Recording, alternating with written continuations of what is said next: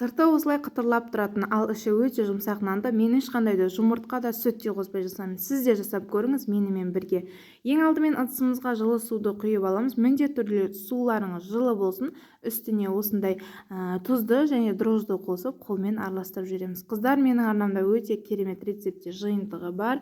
Сондықтан менің арнама жазылып, колокольчик басып алсаңыздар, өте керемет видеолар бұдан кейін де шығатын болады. Сондықтан қыздар, қазақша каналдың дамуына кішкене үлес қосыңыздар. Енді жаңағы дрожжымызды ешқандай көтерілуін күтудің қажеті жоқ. Сәл-сәл араластырып жібергеннен кейін бірден осылай ұнды сала бастаймыз. Ұнды барлығын бірден салып жібермейміз, және де ұнды електен өткізсеңіздер өте жақсы, өйткені електен өткен ұнның арасында ауа болады да көтеріліп, нандарыңыз өте керемет болып шығады. Осылай ұнды сала отырып, қамырды әбден илейсіздер. Осылай қолға жабысқақ болған кезде, бірақ жиналып бастаған кезде көп ұн қоспаймыз. Аз-аздан ғана қолдың ұнын кетіру үшін жай-жай ғана қоса отырып, өте жұмсақ қамыр илейміз. Қамырдың өте керемет иленгенін қалай білуге болады? Осылай менікі сияқты ыдыстарыңыз тап-таза болған кезде, қамырларыңыздың түсі осындай керемет болған кезде, қамырларыңыз мінсіз болды деген сөз, қыздар.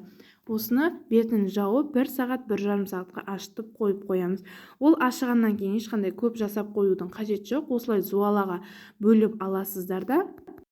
Зуалаға бөлгеннен кейін көп демалдырмайсыздар, бір 15 минут дәл осылай зуала күйінде тұрса болады. 15 минут демалғаннан кейін осылай қызған табанның үстін кішкене майлап жіберіп, табанның үстінде қолды кішкене сулап жіберіп жайып аласыздар. Бетін әртүрлі тесетін узорлармен жасасаңыздар болады. Мен осылай жасаймын үнемі, және де бетіне ештеме жақпайсыз. Сумен жайылған қамыр болған кейін өзі әдемі болып шығады.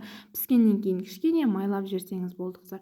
Міндетті түрде жасап көріңіз, сіздерде де осылай өте керемет болып шығады.